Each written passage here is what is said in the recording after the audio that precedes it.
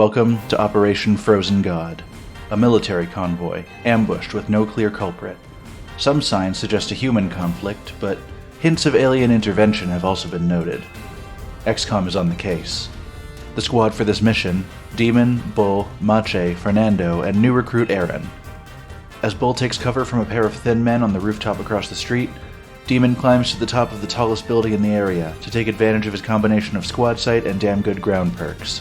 As Mache kills the first of the enemies, the other drops to ground level and hits Demon with a few well-placed shots, despite his cover and the additional defense bonus from being in an elevated position. This thin man is skilled. He'll make a perfect captive. As the others scatter for cover, Bull captures the thin man before we continue further north. We spot another thin man who rushes out of everyone's sight into cover, and as it fires a few shots at Mache, he panics yet again. But this time, without an enemy within his line of sight, he unloads a barrage of bullets in the general direction of Fernando. Luckily he misses, so no harm done this time, but I am desperately searching for a way to get this man's mental state under control. We find a few military bodies, killed by conventional human weaponry, but the alien presence here leads us to believe that there's more going on. As we make this discovery, our thin man decides to run out of cover, entering the line of sight of 4 Overwatch units at once. As Bull, Fernando, and Aaron all miss their shots, the game focuses on Demon, lining up a devastating sniper shot in an incredible slow-mo spectacle. Fuck. Bull takes a few points of damage as the unharmed thin man ducks into cover, and Demon makes up for his failures by taking it out with a guaranteed shot.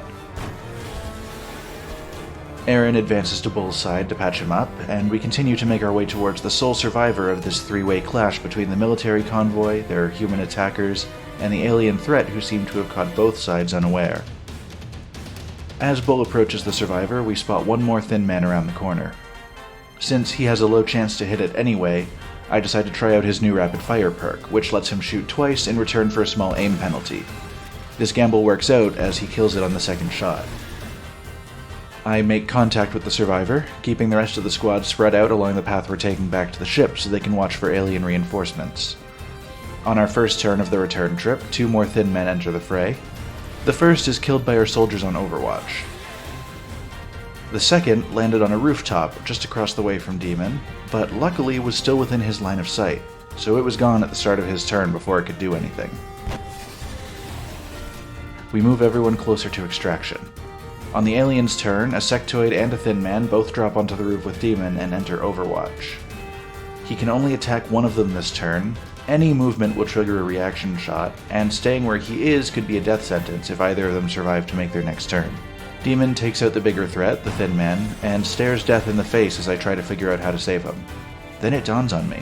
Bull took the Lightning Reflexes perk, which makes the first Overwatch attack on him every turn miss automatically. I have him book it to the rooftop, sprint against the hail of plasma bullets, and stun the sectoid so we can take it home. That's 2 new alien captives this mission. The rest of the return trip is uneventful, but we successfully rescue the survivor this time. As promised, the timeline has been fixed. Excellent work, Commander. Thank you. Promotions from this mission have been well earned, I think. Demon, now a lieutenant, takes the Disabling Shot perk, which lets him fire a special shot that breaks the enemy's weapon, causing them to spend a turn taking the reload action before they can fire again. This could open up critical opportunities against tough foes in the future. Aaron becomes a support unit, and Mache, now a corporal, opts for the Bullet Swarm perk, allowing him to fire as the first action on his turn and still leave his second action for movement, items, or a second attack if he wants. As we return home, I get the news that our floater interrogation has been completed. Dr. Valen suggests that we try to capture a live outsider from a UFO, and I remind her that we've already done that and it's been sitting in storage for weeks.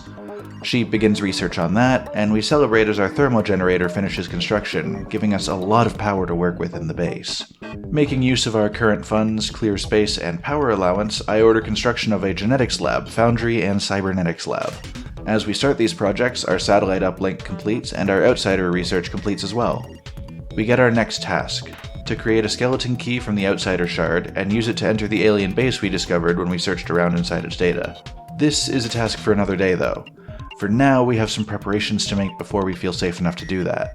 We decide to go for a sectoid interrogation next, since completing it will give a 50% reduction in the time it takes to research beam weapons. We start that project immediately. Stronger weapons are going to be crucial if we want to continue fighting this war, as we've only gone up against the weakest of the enemy forces so far. More alien abductions to be looked at, this time in Japan, France, and Mexico.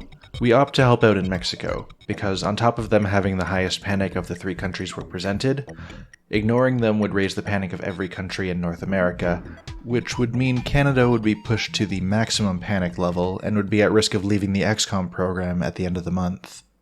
The 200 credits we get from this mission will also help fund the building of our new beam weapons once that research is done. We're bringing Demon, Bull, Mache, Aaron, and new recruit Jan for Operation Soaring Paramour. I don't anticipate it'll be too difficult with these 5. We explore the factory, finding very few signs of aliens over our first couple turns, but finally we come across a trio of thin men. We begin our battle with Demon taking one of them out from afar with Overwatch fire. As they take cover and Mache advances to get a better shot on them, he triggers a trio of floaters who also enter the fray. Now it's 5 on 5. As 2 of our soldiers miss their attacks, Bull running guns into cover with a full dash and takes out one of the thin men from afar with a critical hit. Demon takes advantage of his damn good ground and squad sight perks to take out one of the floaters with a 100% shot. On our next turn he takes out another, followed by Mache taking a risky rocket shot to kill the floater that's on Overwatch, as well as destroy the final thin man's cover while preserving his own.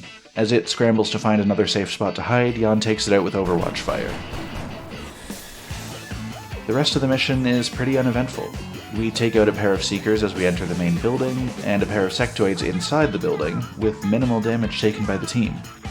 Yet another mission complete with no casualties. We're on a roll. Returning to base, Jan is promoted to a support unit. We hand out medals and begin construction on a workshop. Mexico tries to bribe us with 200 credits to launch a satellite for them, despite the fact that they are at minimum panic and we need to deal with other countries first.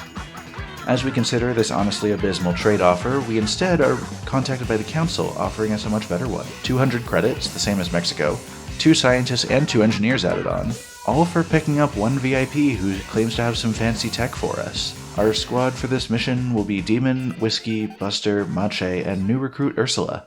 Little did they know that Operation Spectral Sword would end in tragedy for one of them. Our squad is introduced to Zhang, our contact from the criminal organization known as the Triad.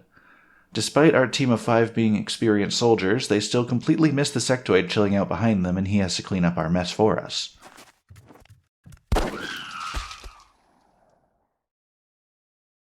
Not so different from killing a man.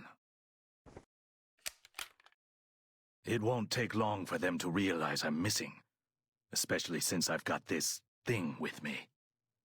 If you take me with you, it's all yours.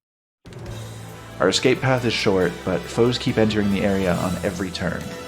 The first thin man, killed by Overwatch fire as soon as he enters the area, explodes in a cloud of poison gas, making Ursula lose health every turn until it wears off. Demon clears the path ahead of her, killing a thin man through 2 layers of stone wall somehow. Zhang takes cover as we ensure his path to the exit is clear. On the enemy's turn, they drop in a thin man beside Demon, which is immediately killed by Overwatch fire, and Demon is poisoned. We also get a new enemy type we haven't faced before, the Chrysalid. Luckily, we don't stick around long enough to discover what exactly it does, as we have every soldier available take shots on it, draining its 8 health before it can act. As we clear out the last few aliens, I see Zhang is just close enough to be able to dash into the extraction zone. As he runs, I order Ursula to move forward as well, when suddenly something horrible and unexpected happens. For some reason, the game decided that since Ursula was moving when the mission came to an end, it didn't know what to do with her, and just opted to kill her rather than let her finish moving. Our first death of the war, and it wasn't even from an attack, just broken game logic. I look at the memorial at the end of the mission, and her death is listed as major trauma, unknown. She truly deserved better. But it's time for promotions! Demon is now a captain and takes the Executioner perk, granting him better aim against any enemy below 50% health. Mache gains the callsign Crash as he's now a sergeant, and takes the Shredder Rocket perk, which does less damage on a hit, but boosts all damage against affected targets by 33% for the next 4 turns. We use our money from this mission, soaked in Ursula's blood, to excavate more space in the base. Construction on the foundry completes as we get news of a UFO over the United States. Next time we'll be heading there to take out survivors and salvage supplies. Thank you for joining me. Though today was tragic, we look forward to the future with hardened resolve. The war must continue. and more lives are sure to be lost, but we've learned today. If you want to support the war effort, please like the video. Sound the drums of war by leaving a comment. Join us in the fight against our alien aggressors by subscribing so you can be ready when duty calls. I'll see you on the battlefield.